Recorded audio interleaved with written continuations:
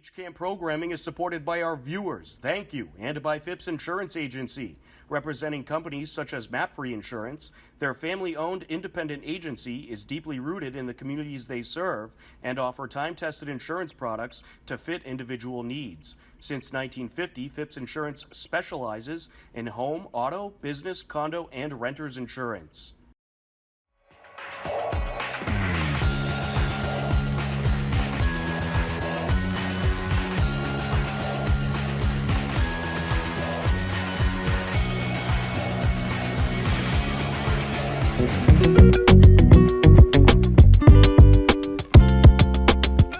Hello, everybody. Tom Nappy here, and right now we are joined by Eric Carty, the Hopkinton Water and Sewer Manager, the now retired Hopkinton Water and Sewer Manager. Eric, how are you? I'm doing well, Tom. Thank you. Thanks for having me on. So, how's retirement life? Well, I took a couple days off last week after I retired a week ago Monday, and I'm back helping out. We got a lot of projects going on, so trying to help everything out with all the paperwork and with all the big projects that we have going on right now. So So really, it's semi-retired. yeah, yeah. There I you couldn't stay at home doing nothing anyway, so go. Right. Absolutely. yeah. We got some. So right now we have our PFAS plant that went online a year and a half ago. We're doing our first change out of the media that does all the filtering. So that's the first time running through that. So we have to take the well down offline, take all the media out and replace that. So that's kind of a big project with all hands on deck. So we're doing that actually right now as we speak to get that replaced. So Oh, wow. that will help just keep the filtering. Once the media starts to get a buildup on it, you have to replace it, put new media in so that the filtration can stay effective. Well, they must be pretty glad that you chose to hang around a little bit after you technically retired. Yeah, I'm watching the tanks and the pumps and everything going to make sure that the water flow stays good there. We also we have a leak detection program that we do every year. We have a consultant come in that goes through the whole town. They started that a couple weeks ago, so they're in town going through. They go through the entire town searching for leaks. So knock on wood, so far they haven't found anything, which is good. But they got a ways to go to finish that up. A couple of the other projects we have going on is we're doing the 8-foot drawdown over at Lake Maspinock to help try and control the weeds over there. So if everyone sees a lot more rocks showing than normal, this is the triennial every 3 year drawdown. The good news is every other time we've done it in the past, it's never been cold. We actually got a regular December for once, the coldest December since I think they said 2005. So that'll help out with the weed management program over there. That's terrific. So it sounds like they're pretty busy over at the DPW. Yeah, yeah. The highway's got a few projects. They're doing their annual fall sweeping that's required to be done, and the catch basin cleaning going on. And they're also, if anyone out there wants to plow, they're short some plow drivers. So if you have a truck and a plow, they're looking for part-time plow drivers. So you can come apply at the DPW for that. Well, I think that's a good transition to our next topic. How much are we going to have to plow this winter, Eric? So it's funny, they thought we were going to have a lot of precipitation up early. It was supposed to be a front-loaded winter, meaning the cold and storms are up front, but it's actually been so cold that the jet stream has dipped down low enough where it's kind of blocking the Gulf of Mexico moisture from coming up. Then that's what you need to generate some of these storms. You need that moisture coming up out of the Gulf, hitting the cold air coming down, and that's what gives us our big storms and predominantly the nor'easters. But that jet stream is depressed so low that they're not making it up to us. So we're getting the cold, but we're not getting the precipitation to generate it. So it looks like that might be changing next week. The jet stream might be wavering a little bit, going up a little bit higher, which might bring in a little warmer weather. So it might be hopefully not too warm with snow, because we like to see the snow for the recharge because the ground's already frozen. So that could change. The pattern could flip, come the next couple weeks here. Okay. So right now it's essentially too cold for snow. So if the Yeah, temperature that's a goes little up, oxymoron, I guess. well, it was too warm the last few winters, and now it's too cold. Exactly. Now you need it just right to snow. Unbelievable. Well, I'm sure yeah, it'd be interesting to survey people to ask them, do you miss snow? Because we haven't had it in quite a while. And seeing how, it got so cold quickly, my initial thought was, well, maybe we will get some snow this winter. But Yeah. I guess you've been a Yep. letdown for all the people that wanted snow because it's too cold Yeah, apparently. I'd like to see it myself. I guess Boston is, I think it's, I want to say either the third longest, we'll call it a drought of snowstorms, less than 6 inches. So last, was it 6 inches or lower? It might have been lower than that, but it's been since last February since they've had any significant snow in Boston. It's the third longest time on record for that. So it's just Wow. crazy how these things run. You just get in a cycle and kind of get stuck in it, and then you just have to wait for that pattern to break down. It's been severely cold over in Siberia, and that tends to lend towards the polar vortex getting broken down. That's what kind of sends these shots off down to us. That kind of drifts over and then comes down through, the upper parts of Canada and then into us. So that kind of affects the weather. So they got real cold early. That's why kind of seeing it cold early. Wow. So what are the odds here that the temperatures are going to go up a little bit to So it allow should, for the should snow? yeah, it should start to moderate. Looking the end of next week should moderate. It's gonna be real cold again on Monday, down near the single digits, and then moderate somewhat the end of the week. And the other thing is we're still, believe it or not, people probably not believe this, but we're still in a drought. Our section came out again from the state, and we're still in a level one drought for our portion of the state. We got a little bit of rain in November, early November, but we had a good amount in October, but since the beginning of November, we haven't really had a whole lot of it. We've had, traces here and there, tenth of an inch, 2/10 of an inch, but nothing significant to help out. So we're still in that drought situation, unfortunately. So we want the rain and the snow to help recharge the aquifers here. Yeah, and if you get a good dose of snow, I mean, that's probably is snow like a little better for rain than a drought situation? Generally, it is in the springtime. You want to have a snow cover going into spring because when things start to thaw out, you then get that slow melt, which can percolate into the ground a lot better than when you have the heavy rains and you get a lot of runoff that doesn't make its way all the way into the ground. So you definitely having a good snowpack in the spring is what's the best for recharging the aquifers.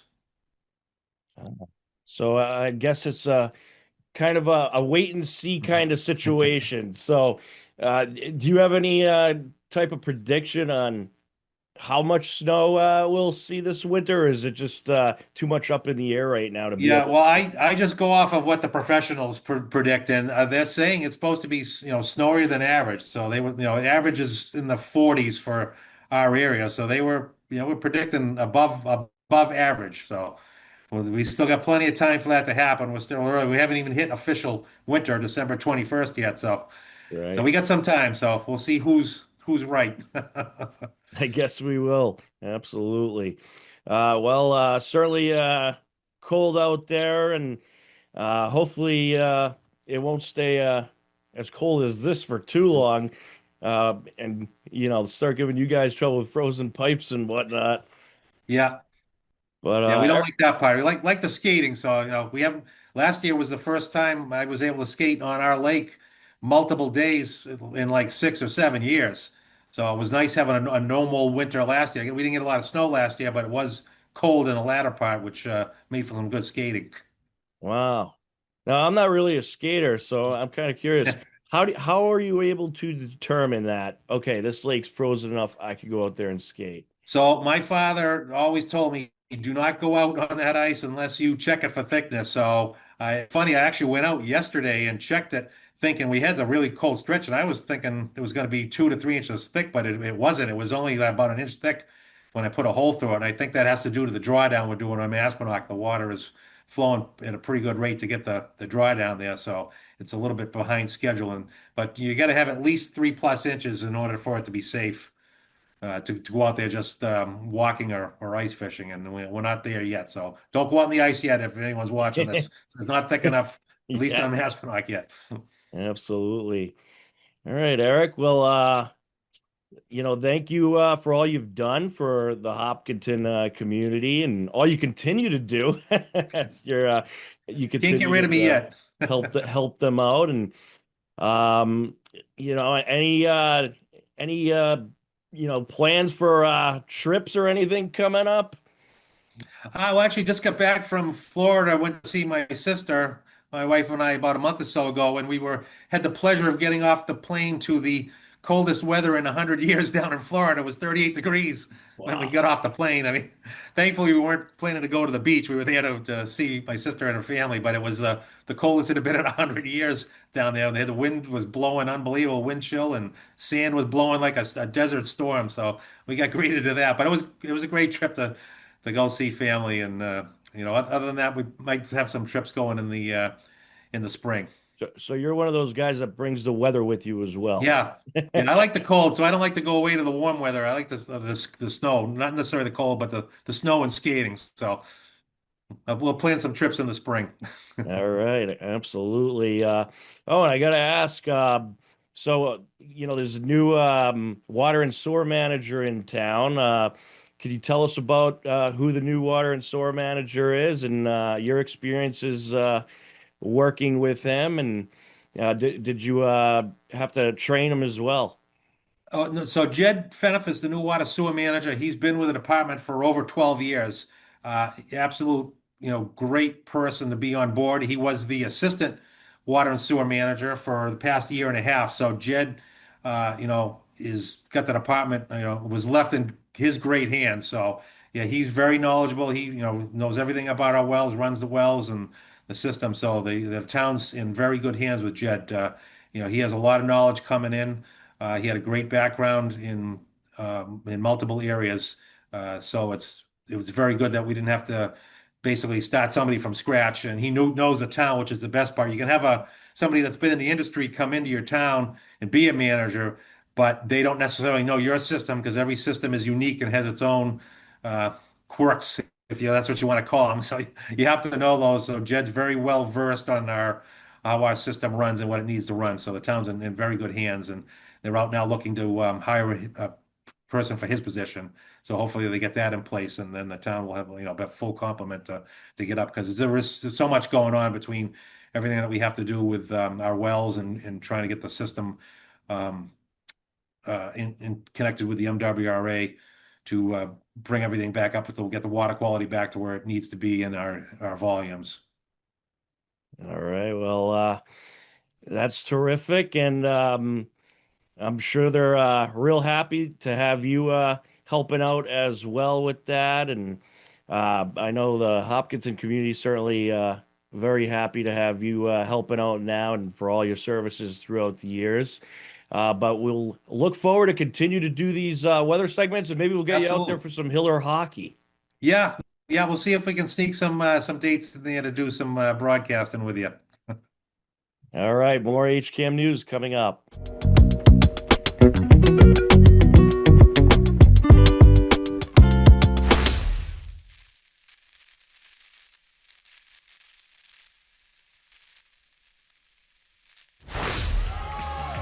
On Thursday, December 11th, Hiller Swimming started off the season with their meet against Westwood.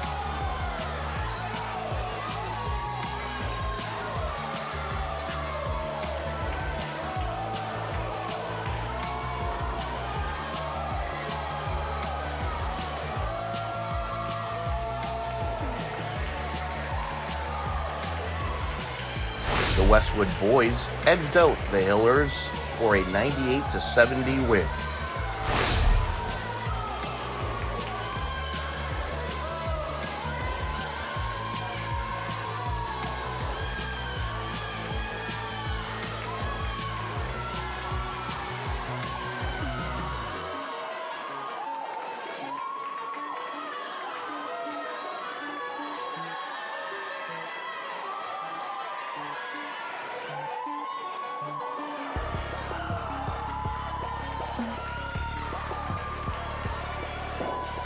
The Westwood girls escaped with a narrow 88-79 win in the season opening meet. On Saturday, December 13th, we had a season opening hockey doubleheader with our friends from Westwood Media Center at the Canton Ice House. In the first game, defending Division III state champion Medfield girls hosted the Hopkinton Millis Nipmuc Tri-County Girls Co-op team. On net or to the net, you have to make sure it gets by. Here they come once again into the left circle out in front, and she tries to poke it in. It's wrapped up. That shot by Lucy Jean. Along the left circle, there's a wrister, and what a shot by Leah Carlson. The freshman rings it in. It's 2-0 Medfield. In an offensive battle, Medfield took the 7-4 win. In part 2 of the Canton Ice House doubleheader, it was the Hiller boys taking on Westwood. Morgan Donahue and myself, Tom Nappy, on the call. Starting lineups for the Hillers. You got Corey DeCosta, Carter Merkel. Oh, we got a ball right off the bat. Shot from the point by Matt Donovan. And the Wolverines get the early goal. Well, that was quick. Wolverines going back the other way. Nolan Lewis chips it in, battling in the far side corner with Spazvento. Wolverines come away with it. Gonna send it over to Dempsey, and he scores! That's a goal by Will Dempsey, and that's his first varsity goal. It was a game that featured a ton of shots and opportunities for both teams, but the 2 Westwood goals in the opening 68 seconds of the game would be the determining factor, and the Wolverines of Westwood took the 2-0 victory over the Hillers. Hopkinton girls and boys hockey next host Dedham on Wednesday, December 17th, and a girls-boys doubleheader at the New England Sports Center. HCAM is supported by our viewers. Thank you. And by the Hopkinton Independent newspaper and online news site. The newspaper reaches 100% of the homes and businesses in town, and the website is updated daily with exclusive Hopkinton content. Readers can receive a daily newsletter and breaking news alerts via email. A very short special town meeting recently took place in Hopkinton. Here's a look at what happened. Amend fiscal year 2026 operating budget. Mr. Flannery? We move that the town vote to amend the fiscal year 2026 operating budget as approved in Article 5 of the May 5th, 2025 annual town meeting by reducing the general fund appropriation from $126,479,272 to $120,825,637 by amending the amounts set forth in the Appropriation Committee report with recommendations approved April 16th, 2025. The column titled Appropriation Committee Recommendation for the fiscal year beginning July 1st, 2025, in the column titled Appropriation Committee Recommendation by amending the total debt service from $12,887,957 to $9,362,304, and total employee benefits and insurance from $21,267,722 to $19,139,739. Thank you. Does the Select Board recommend approval? Select Board recommends approval. Thank you. Appropriations? Appropriation Committee recommends approval. Thank you. I believe you have a brief presentation. We thought it might be helpful just to start off with the one question we've heard most often over the last couple of weeks, and I've asked our CFO to share on exactly what happened to bring us here this evening. So, Kyla? So every year, the town's budget is based on estimates for both expenditures and revenue. Many of the estimates are based on prior year estimates since actuals are not known yet. For FY26, there were a few items that had material impact on the budgeting process because of these estimates. The first is health and benefits. The FY25 actuals came in $3 million less than estimated, so our FY26 forecast was overestimated as well. Once our FY25 actuals were known, we realized that we could reduce the FY26 request of $21 million to $19 million, as Bill just mentioned. The second item is debt, both on the payment side and on the exclusion side. Again, this is an estimate since our borrowing did not take place when the FY26 budget was built. The other important fact is that the town of Hopkinton has never come close to borrowing an amount of $90 million like we did this year. For FY26, we borrowed $90 million. The most the town has ever borrowed in the past 10 years was $25 million. Our estimate was extremely conservative, and when the borrowing went out to bid, we were able to obtain a really good rate in a short-term band for the majority of the money, and this was a savings of over $3 million. The third consideration is the difference between the budget calculation and the DOR calculation for the tax rate setting process. The DOR calculation uses actuals on the revenue side and estimates on the expenditure side. This makes our budget setting process challenging when we aren't able to use our estimates for both the revenue as well as the expenditures. The fourth item are expenses that were not part of the original budget. The snow and ice deficit was approximately $500,000. We had abatements and exemptions for $530,000. And our new growth came in $400,000 less than expected. That was an additional $1.4 million that was not in our original budget. When you pull all of these factors together, the amount we calculated to raise to cover our expenses was too high. It was over our levy limit, so there's only one choice, and that is to lower our expenses. That was easy given where we came in at 2025. This is truly a benefit to the town of Hopkinton because our expenses for FY26 are now less, and you all benefit from that. There were some learnings from this year that can help us prevent another town meeting during Christmas time. Using free cash for snow and ice going forward instead of using that in the tax rate calculation. Forecasting abatements and exemptions higher than usual, so that gets included in the budget setting process. For FY27, we're not planning to borrow another $90 million. I'm sure you're all sighing relief. We're only expected to borrow $30 million in 27. We are considering a placeholder for a special town meeting in the fall instead of an emergency meeting at Christmas. Our actuals for the current fiscal year won't be known until around August of 26. So we may have to reset again in the fall once we know our actuals for 26 when they're finally settled. That will allow us to have a much more managed levy setting process to make sure we're not in this position again. Thank you. Are there any questions or comments from the audience? Please line up in the aisles. From my understanding is that this was caught by the state, not by us internally, and not by our finance department, and that when you're saying these estimates, that this should have been caught by August. And these special town meetings cost over $10,000 to have. I've been told before about $15,000 to have.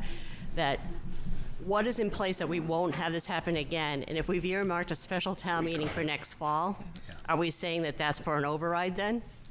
Kyla can answer the first part, and I can do the second part. So a couple of corrections. This was caught by the town in the tax rate setting process. We cannot even submit forms to the Department of Revenue until they are underneath the levy limit. So when we were doing our calculations, this was caught by the town. We brought it to the DOR to understand what our options were in solving the process. The second is the town meeting. This venue right now, we're not using electronic clickers, and we're trying to do this in the most inexpensive way possible, so roughly $1,000. Are there any other questions or comments?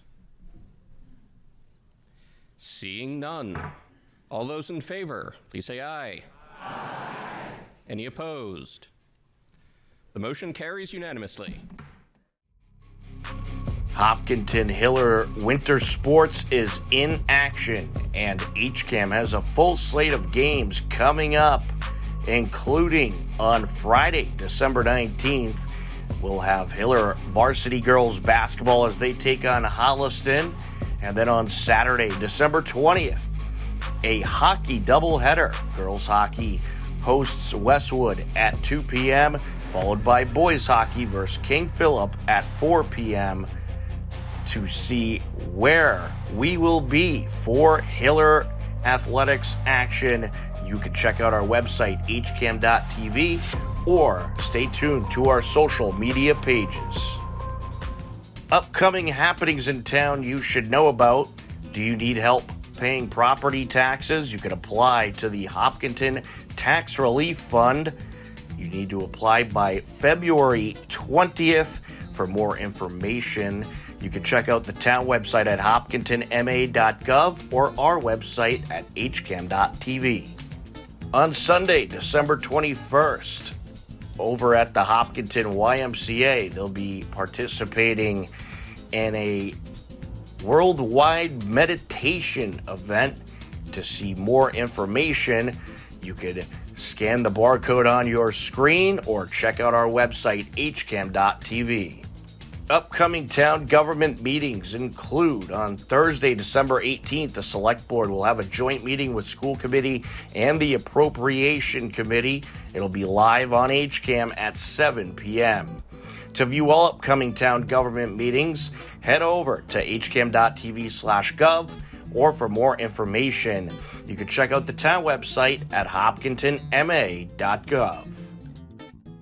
That is going to do it for today's edition of HCAM News. But don't worry, next Wednesday at 6:30 p.m., we'll be back. For everyone at HCAM, I'm Tom Nappy. As always, we thank you for tuning in. Take care, enjoy the rest of your day, and we'll talk to you again soon. Goodbye, everybody.